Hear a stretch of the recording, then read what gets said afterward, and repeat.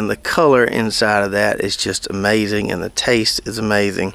These would make some mighty fine jam. What's up, Lazy Dog fam? Hope all y'all are having a fantastic day. It is Thursday, October 3rd here in South Georgia, and today we're going to take a little break from our fall planting, do a little figging around. We've got some really good fall production coming in on some of our older fig trees, and even got some production happening on some trees that we planted just earlier this year. So I'm going to show you a lot of these different varieties we've got ripening right now. So as I told you, a lot of our older trees are just loaded up with fall figs, like this LSU Scots Black tree here. And these should ripen for us. We still got another 2 months before our predicted first frost date, so we should get to enjoy a vast majority of these. And we've also got some production coming in on some of these trees that were just planted earlier this year, I think around May. So these trees aren't even 1 year old. They were propagated last fall, so coming up on being 1 year old, but awesome to see the growth we've seen on a lot of these and some ripe figs. Now, not every single one of those new to us varieties that we planted earlier this year are giving us ripe figs right now, but I would say about 2/3 of them are, so we can call that a majority, I think. And as I've told you before, the secret to getting really nice growth on your fig trees early on is food and water.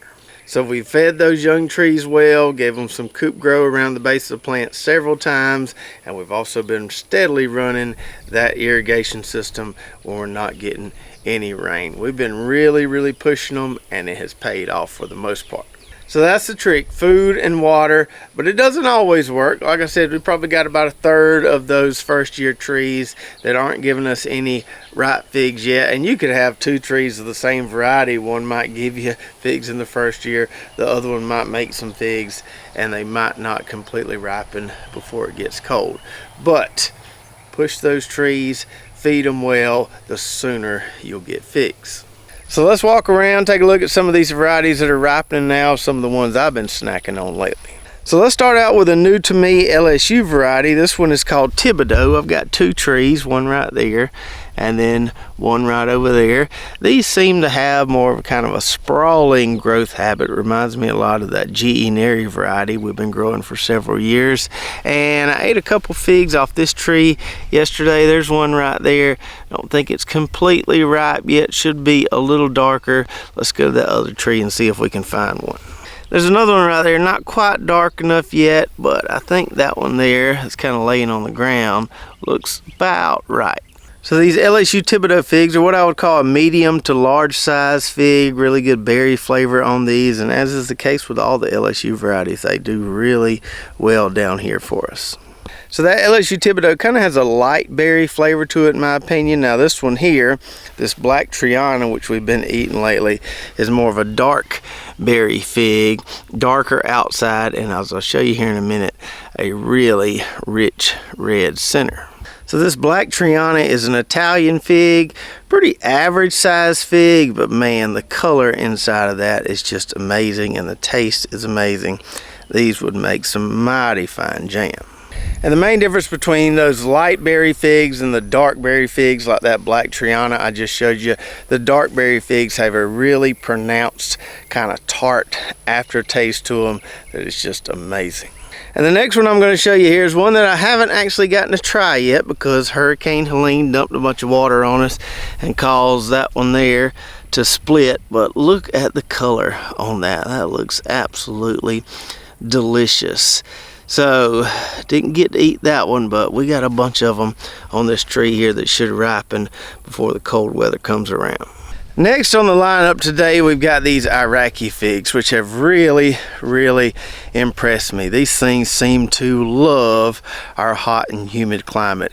This variety has outgrown any of the 30 other varieties that I planted this year. Just exceptional growth on these, and getting some first year ripe figs. I think we've got 2 there. Got a nice hang to them. Let's see what those look like. So these have a really long stem on them, almost look like a cherry. And you would think from that dark skin color that's almost black that this would be a berry fig, but it's not. It has a really, really sweet, kind of sugary tasting fig. One of the best I've tried this year. And if we scoot back up the row a little bit, we've got this variety here called Black Bethlehem. We got one tree there and one right there. Now this variety hasn't grown near as much as that Iraqi variety, but we still are getting some ripe figs on it in the first year. I don't see any on that tree that are quite ready, but I think we got some on this one right here. So this Black Bethlehem variety is one that was discovered in Bethlehem, Pennsylvania, and supposed to be pretty dang cold hardy since it is known to grow up there. These figs get kind of dark when they get ripe. That one there looks pretty good to me.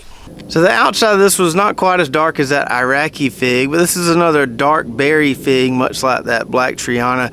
But I think the inside of this one is almost more bright red than that one was. Look at that color right there. You know that's good.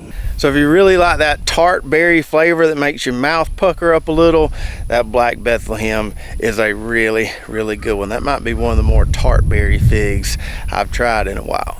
And then next we'll kind of diverge a minute from the darker figs to some lighter colored figs. This variety here is called Golden Rainbow.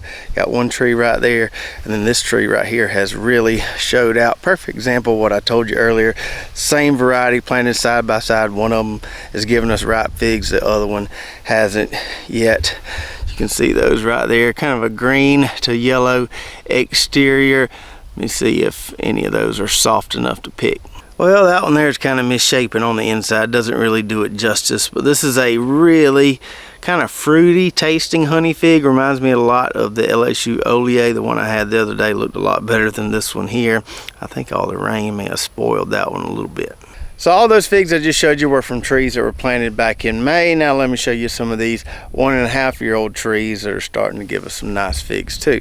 So I had to wait a little longer on this variety here, but it's really starting to take off and grow. This one is called Sicilian Red, and we can see a fig right there that's nice and ripe, pretty red color on the outside of that one. So as the name suggests, this is a tree that originated in Sicily, and it's a berry fig, not quite as dark as some of those other berry figs. This one will darken a little more as it ripens, but really, really good tasting fig. And then we've got a couple LSU red fig trees here that are really showing out, loaded up for fall. Got a few in there that have started to turn that kind of red color they turn when they're ripe. So this is a 1.5 to 2-year-old tree here. This is a 1-year-old tree here. I had to replace one that got damaged by a storm last year, but that one there, even though it's 1-year-old, has really taken off and put on a lot of figs. So this LSU Red isn't a huge fig. I would call it a small to medium sized fig, but they really, really load up. And there you can see the inside of it. Really, really tasty sugar fig. So those are all the ones that we're enjoying for the first time this fall. Now let me show you a few of the others that are producing really well right now. These all gave us a nice summer crop, and now we're getting a fall crop. So this variety here is one I've showed you before, I believe, called Dark Portuguese. Doesn't have a ton of leaves on the tree right now, but it's loaded up with these delicious dark berry figs we've been enjoying. The wasps seem to really like this variety as well. And I really like the growth habit on this variety. I haven't done much pruning on this tree right here, but it just looks pretty. It just looks like a perfectly shaped fig tree. Then over here we've got some more Stella figs ripening. Now these have a very distinct shape.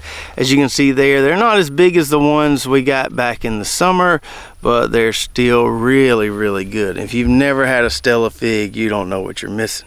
So it's a pretty nice sized fig and all kind of complex fruity flavors going on with these. And we've also got quite a few more of these Martinica ramata figs starting to ripen. We can see a huge cluster of green ones right there. Now some of these did split with all the rain, and the wasps like to get after these pretty good as well.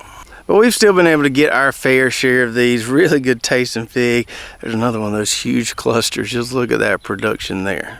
And then lastly, our old faithful GE Neri. This variety is always a great fall producer for us. These figs sometimes can get close to tennis ball size.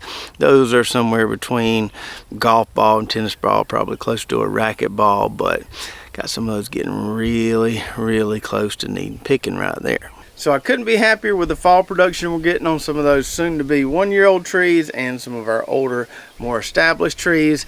Now the fall production on the older, more established trees isn't as significant as that first round of summer production, where a lot of times I can harvest enough off one tree to do some variety specific jelly or jam batches, but still getting enough for some really good snacking action.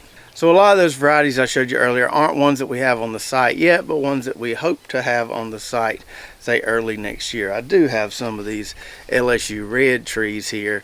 I just got to get them added on the site. So pretty soon here, probably within the next week or so, I'll go ahead and start propagating more trees. I found that if I start in October, they usually take off a little faster than if I wait till they go completely dormant in, say, late November, early December. Now it will take me a couple months to do all the propagation I'm going to do. I just chip away at it, do a few trays each day, and we'll eventually get all we need to get propagated as we go through and prune these trees for the fall as well. And we've had a lot of people lately asking about pre-orders. Do we do pre-orders?